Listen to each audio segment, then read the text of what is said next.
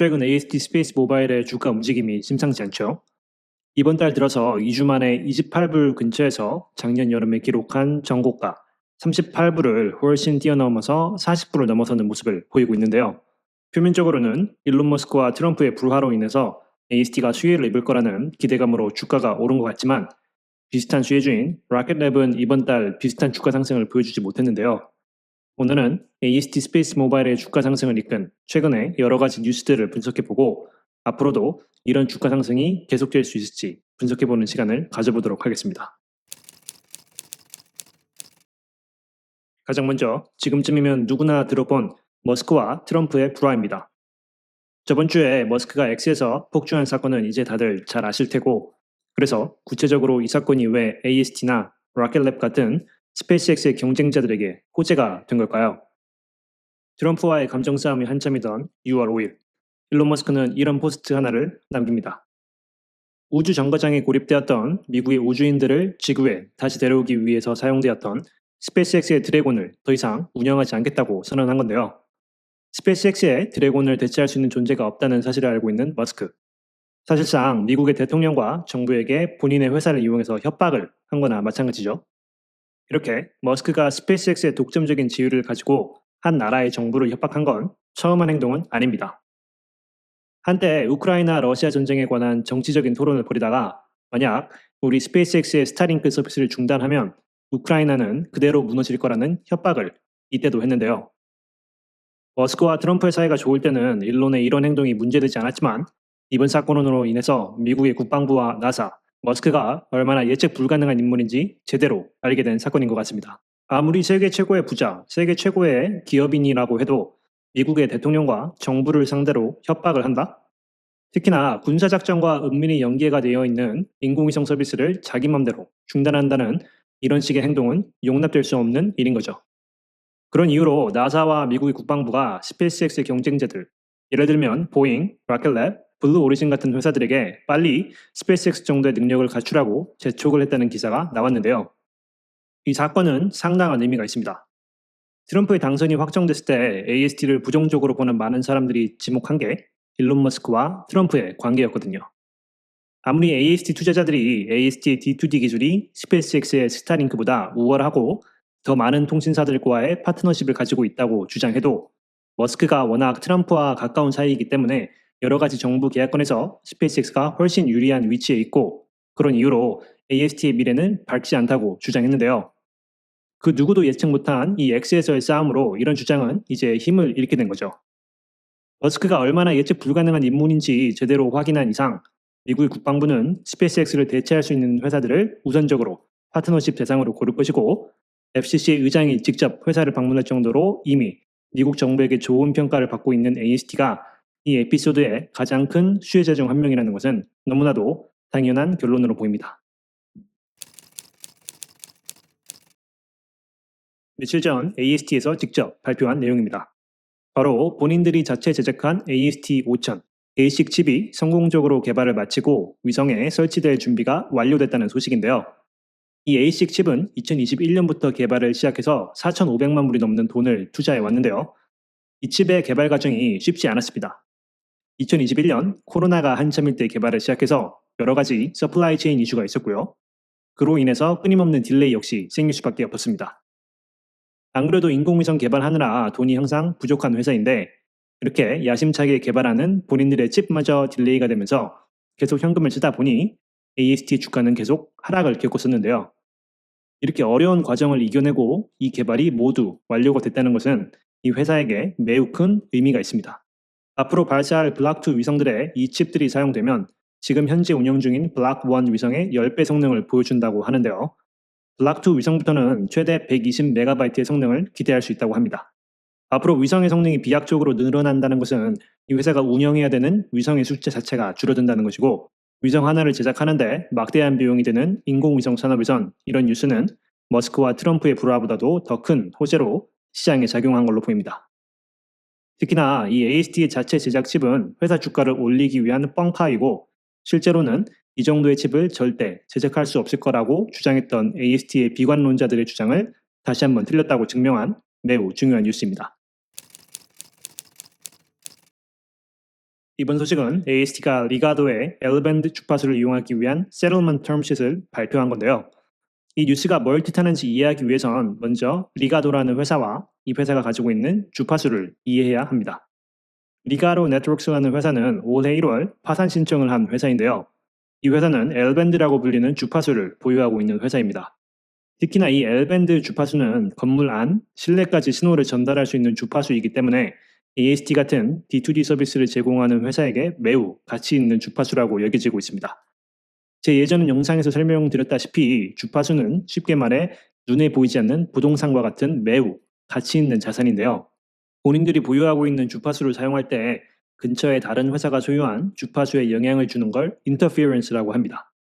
그리고 이런 interference가 발생하지 않는 선에서 본인들의 주파수를 이용하는 게 매우 중요하죠.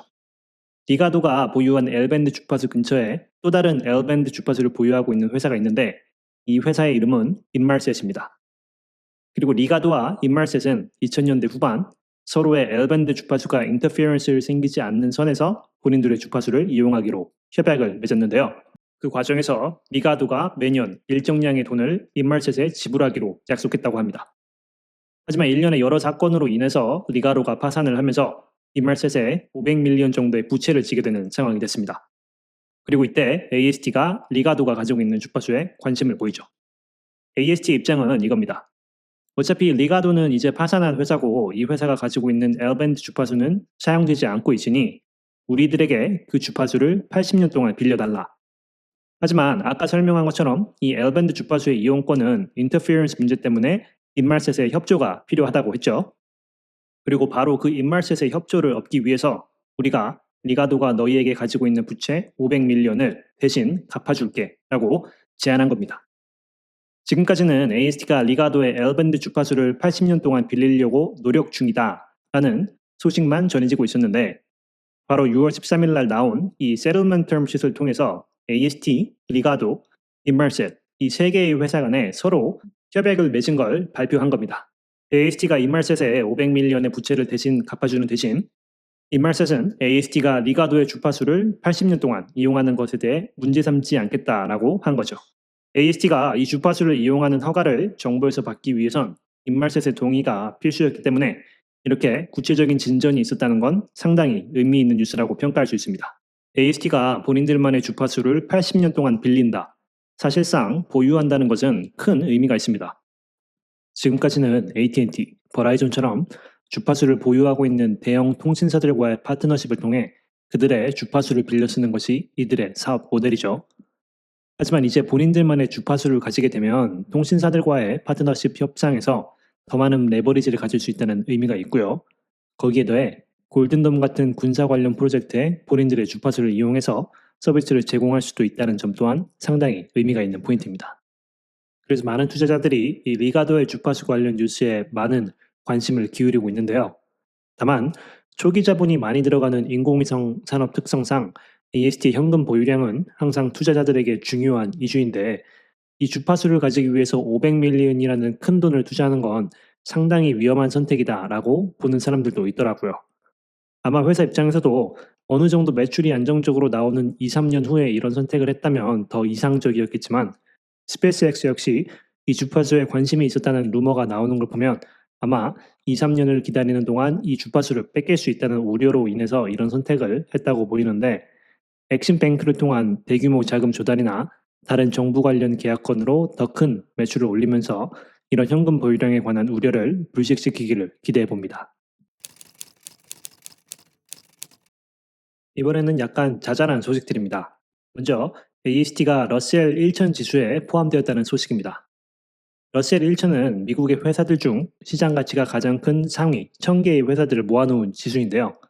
많은 분들이 아는 S&P 500은 미국의 상위 500개 회사들로 이루어져 있는데 이 러셀 1000과 S&P 500의 가장 큰 차이점은 러셀 같은 경우 회사의 시장 가치라는 객관적인 지표로 이 지수에 편입이 되고 빠지고가 결정이 되고 S&P 같은 경우 회사가 어느 정도의 마켓캡을 가지고 나면 S&P의 커미티에서 그 회사의 매출이나 여러 가지 면을 평가한 뒤에 본인들의 지수에 포함시킨다. 이런 다른 점이 있습니다. AST는 지금까지 러셀 2000에 포함되어 있었는데요. 러셀 2000까지는 스몰캡 지수, 즉 작은 규모의 회사들로 이루어져 있는 지수라고 여겨지고 1000부터는 large cap, 어느 정도 규모 있는 회사들로 이루어져 있는 지수이기 때문에 그만큼 이 회사의 시장 가치가 오르면서 새로운 지수에 포함되었다는 기분 좋은 뉴스라고 할 수 있겠네요. 그리고 새로운 지수에 포함되면서 이 지수를 추종하는 여러 ETF들을 통해서 새로 유입되는 자본들 역시 기대해 볼 수 있는 사항인 것 같습니다. 하지만 기분 좋은 소식들로만 가득했던 건 아닌데요. AST의 프레지던트인 스캇 위네스키가 5만 주의 AST 주식을 매도했다는 소식입니다. 5만 주면 170만 불 정도의 가치를 가지고 있으니까 한 회사의 프레지던트 치고 그렇게 큰 사이즈는 아니라고 볼 수도 있는데요. 이 회사가 다른 미국 주식 회사들과 가장 크게 다른 점 하나가 내부자의 주식 매도가 매우 적거나 없다는 점입니다. 이 회사의 창업자 아벨 아벨란 같은 경우 회사 창립 후 단 한 번의 월급도 받지 않으면서 일을 하고 있는데요. 거기에 더해 아직까지도 단 하나의 주식도 팔고 있지 않다고 알려져 있습니다. 요즘 회사의 많은 고위직들이 주식을 매도하고 있는 아이온큐와는 상반되는 모습이죠. 그리고 이번에 주식을 매도한 스캇 위네스키 역시 지금까지 별다른 주식 매도 활동이 없었는데 아마 이번에 이 회사의 주식이 많이 폭등하면서 어느 정도 현금을 마련한 걸로 보입니다. 요즘 아마 많은 분들이 이 회사의 주식이 갑자기 이렇게 많이 올랐는데 지금이라도 매수를 해야 되나 아니면 이미 투자를 하고 있는데 더 추가 매수를 해도 될까 고민이 많으실 것 같은데요. 방금 본 스캇 위네스키의 매도 기록을 보면 알 수 있듯이 냉정히 말해서 지금 이 회사는 고평가를 받고 있는 게 맞습니다. 지금까지 영상에서 여러 가지 호재들을 전해드렸지만 결국 주식의 가격을 결정하는 건 그 회사의 실제 매출이죠. 그리고 AST의 매출은 지금 1년에 50밀리언도 안 될 정도로 미비한 상황입니다. 실제로 지금 AST의 마켓캡인 9빌리언 정도의 회사 중에서 1년 매출이 50밀리언 미만인 회사는 AST를 포함해서 미국에 5개밖에 없다고 알려져 있는데요. 지금은 여러 가지 호재가 겹치면서 큰 가격 상승이 있었지만 과연 이 상승폭을 유지할 수 있을지 저는 약간의 의구심을 가지고 있습니다. 이 회사에 투자하는 사람으로서 그렇게 되면 좋겠지만 차트에서도 알 수 있듯이 이런 각종 호재들로 인해서 가격 상승이 생긴 뒤 또 금방 조정이 생기는 게 이 회사의 주가 움직임인데요. 저는 그래서 이 회사가 제대로 된 매출이 생기기 전까지 혹은 어느 정도의 새로운 위성들이 발사되고 운영되면서 정말로 새로운 매출이 눈앞에 보이기 전까지는 이런 큰 가격 상승 뒤에 그 가격이 유지가 되기는 힘들다고 보고 있습니다. 그래서 앞으로 이 회사 주가가 지금보다 더 폭등하지 않는다는 가정 하에만 제가 예전 MSTY 영상에서 설명드린 것처럼 MSTY에서 나오는 배당금을 AST에 계속해서 재투자할 예정이고요. 물론 제 생각이 틀려서 이 회사 주가가 다시는 40불 이하로 떨어지지 않으면서 계속 상승할 수도 있겠죠. 저도 미래의 가격 움직임은 판단할 수 없기 때문에 이 회사에 투자하기로 하시는 분들은 본인들이 현명하게 판단해서 매수 타이밍을 결정하시면 될 것 같습니다. 이제 이 회사의 블락2 위성 첫 발사 스케줄인 7월이 코앞으로 다가오고 있는데요. 올해 이 회사가 계획한 대로 7월 발사 이후로도 계속해서 성공적으로 위성들을 발사하기를 기대하며 오늘 영상 마치겠습니다. 감사합니다.